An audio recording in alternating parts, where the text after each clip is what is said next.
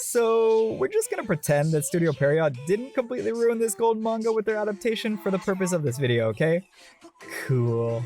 With one of the most iconic anime openings of all time and one of the most badass fan harem producing anime characters, Tokyo Ghoul is a thrill ride that will make you want to watch it over and over again. Or like, read the manga at least. But there are definitely still some incredible scenes, Easter eggs, and overall things you missed. So thank you to Rain Russell Tamo for the recommendation. Now let's get right into the 10 things you missed from Tokyo Ghoul. Coming in at number 10, Kaneki's Glass Chin.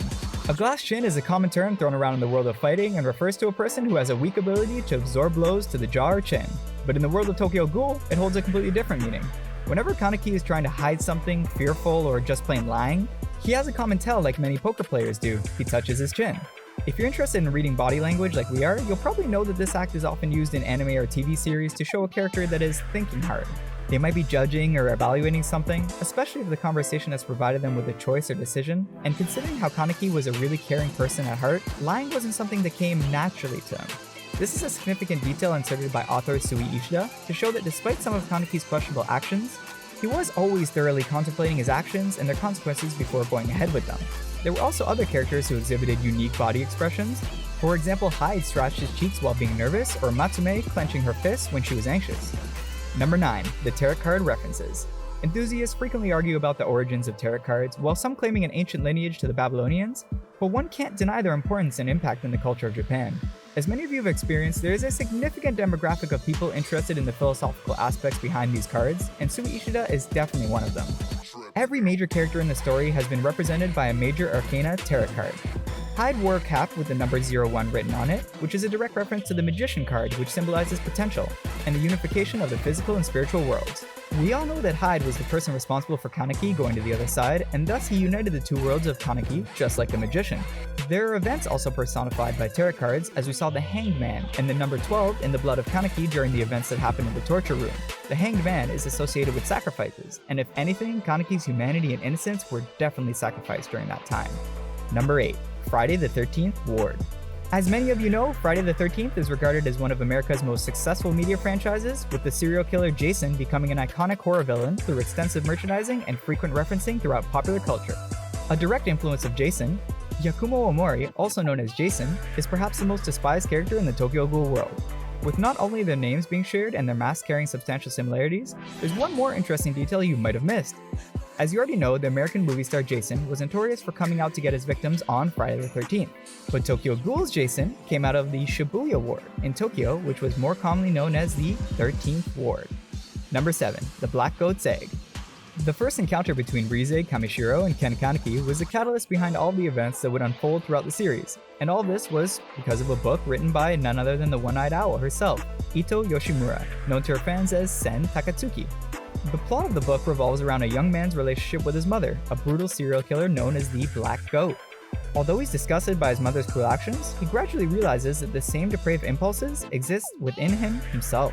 This was the perfect use of symbolism by Sui Ishida, as this did not only describe the relationship between Rize and Kaneki, but also highlighted the fact that Kaneki's own mother used to have similar behavior, especially towards him. The story being written by Eto may have been created with the subconscious craving to be a parent like the Black Goat, despite being abandoned by her own parents. Number 6. Why the sudden white hair? In one of the most iconic scenes of the show, we saw Kaneki accepting the power of Rize and as a result having his hair suddenly turn white so he could beat the hell out of Jason. In the manga, however, this process was far more prolonged and Kaneki's hair turned white gradually during the time Jason tortured him with different tools and math problems. Although this might simply be a result of Studio Period trying to make the transformation more appealing to the eye, the manga portrayal definitely stands out as a more logical and believable one. There's a wild theory out there that the color of Kaneki's hair is actually the portrayal of the states that he's in, with white being the acceptance of his ghoul side and black being the human side, but so far we have no confirmation from Sui Ishida himself. Number 5. Franz Kafka.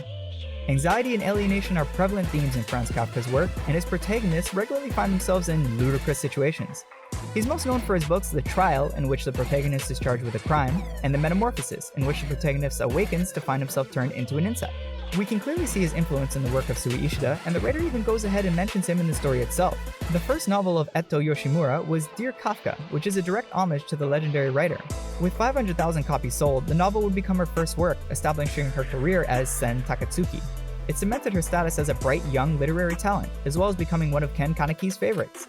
A very interesting contrast here is that Kafka's theme of how this world is difficult for an honest person is a recurring theme in the world of Tokyo Ghoul, and maybe the writer sees a little bit of himself in the one-eyed owl after all. Number 4. 1000 minus 7 equals 143. If you count how many numbers you would find while subtracting 7 from 1000, as Jason instructed Kaneki to do so, you'll find out that at the end of it all you'd have 143 unique numbers at your disposal. It seems like the incredible author did it again, as Sui Ishida wrote exactly 143 chapters of Tokyo Ghoul and 143 chapters of Tokyo Ghoul Re. This shows what a brilliant story planner he is and how successful he knew the story of Tokyo Ghoul was going to be. Number 3. What's the deal with coffee? There are a ton of fans questioning why ghouls are able to digest coffee unlike all other human food. While some have speculated that this is just a plot device to show that despite their differences, humans and ghouls are essentially the same at the end, we think there's actually a logical explanation for this. It's already established that ghouls can't digest any other type of food because of a particular enzyme that their bodies produce. What's also important is that tongues differ from humans according to Sui Ishida. What if the food they swallow are changed because of this special tongue, and turns a decadent meal like a double Big Mac combo with an apple pie into something horrendous? Another plausible explanation is that the ghouls can drink water with no trouble, and coffee is essentially the same if drunk in its most famous way. And while we're on the subject of coffee, it's interesting to note that Anteku is actually based on the museum, cafe, and diner in the Ikebukuro district of Tokyo, and if you're visiting Japan and are a Tokyo Ghoul fan, you should definitely check it out. Number 2. Kaneki never joined Aogiri Tree in the manga. In the second season of Tokyo Ghoul, which is more famously known as Tokyo Ghoul Route A, we see Kaneki join the notorious Aogiri Tree, but this never actually happened in the manga, and is commonly known as the biggest and most detrimental change in story for the anime adaptation. What happened instead was that Kaneki created a new group that stood against CCG, Ghoul Restaurant, and Aogiri Tree itself. This was definitely a very weird decision by the anime team to make Kaneki join a group he considered an enemy, and was the catalyst behind many of the fans hating the anime adaptation. Number 1. The Greek Tattoo. We all know that Yuta had one of the most twisted character developments in the story of Tokyo Ghoul, but the strange words on his neck is one of the most prominent features displaying how complex the state of the ghouls were in this world. "I can't live with you or without you," the tattoo says, acting as a direct reference to the way ghouls live. Ghouls can't exist with humans since they're hunted by them, but they can't live without them because they eat them.